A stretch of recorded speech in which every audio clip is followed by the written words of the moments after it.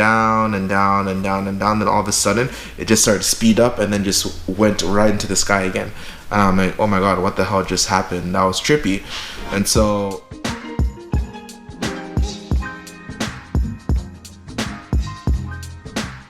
welcome back to another Storytime video. So I hope you guys are staying safe, quarantining, staying home, staying alone, social distancing, and all that jazz.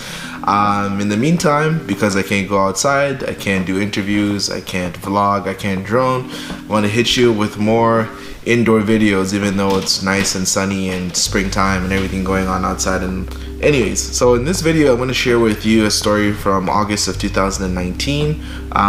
It was during summer vacation during my year when I was teaching in Korea. It was actually my last month in the country, and during this time I decided to travel around. So we went to Jeju Island. One of my friends from Canada came to visit, and then I was with another friend from Canada, so there's three of us, and we took a plane to Jeju to just go have fun for a few days. Now the funny thing was, I actually didn't have my passport on me.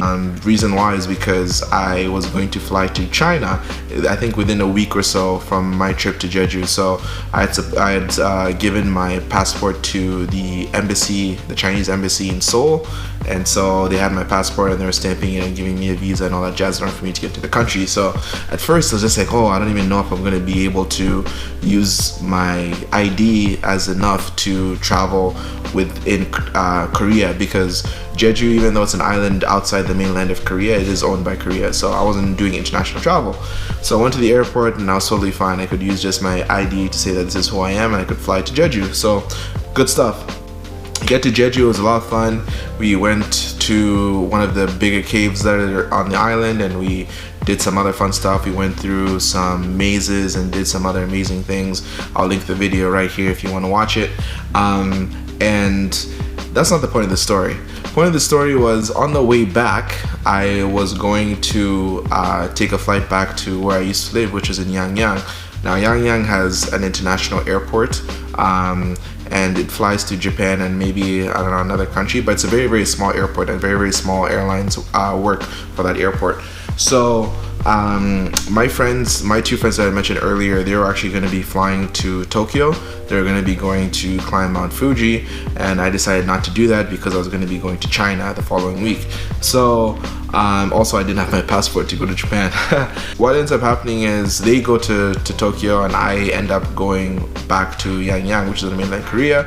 And on the plane, everything was fine, but it was foggy, and it was super, super foggy day. And the plane, when we were arriving, so it was an hour flight from Jeju to Yangyang.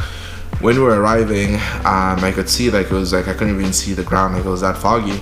And we tried landing at first, and then the plane was going down and down and down and down. Then all of a sudden, it just started to speed up and then just went right into the sky again.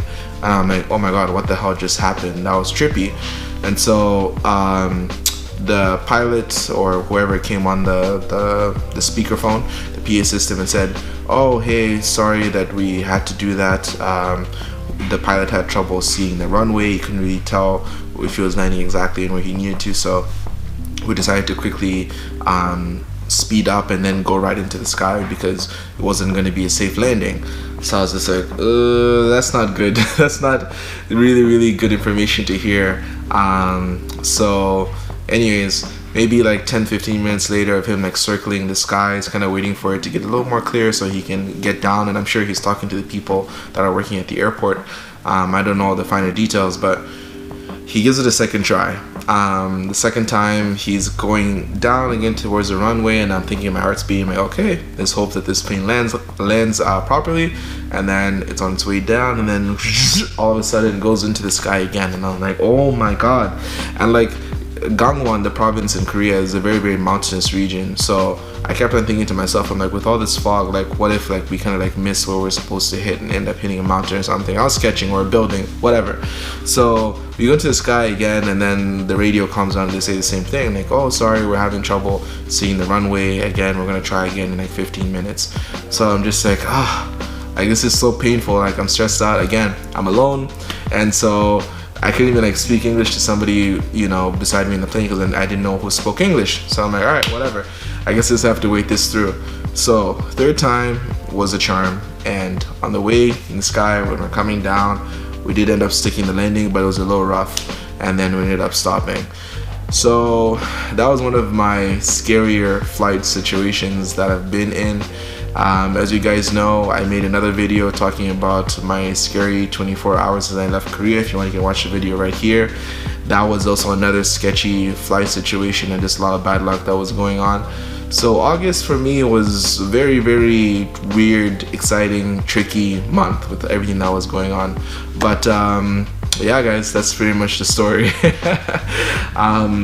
I will try and avoid small airports in the future. I'd rather pay a little more money just to know that I'll be safe, and so I can not find myself in a situation like that again. And it's kind of scary too because of the whole Kobe situation that happened, like I think it was in January, whatever, with the helicopter crashing in the fog. So we kind of have to be careful when there's these extreme weather conditions because you never know, right? But anyways, 2020 has been a pretty crappy year. Trying to be more positive in my videos and stuff, but I want to keep the stories going because I know you guys like stories. I hope you enjoyed this video. Stay dreaming, stay chasing, and I'll see you in the next one. Bye bye.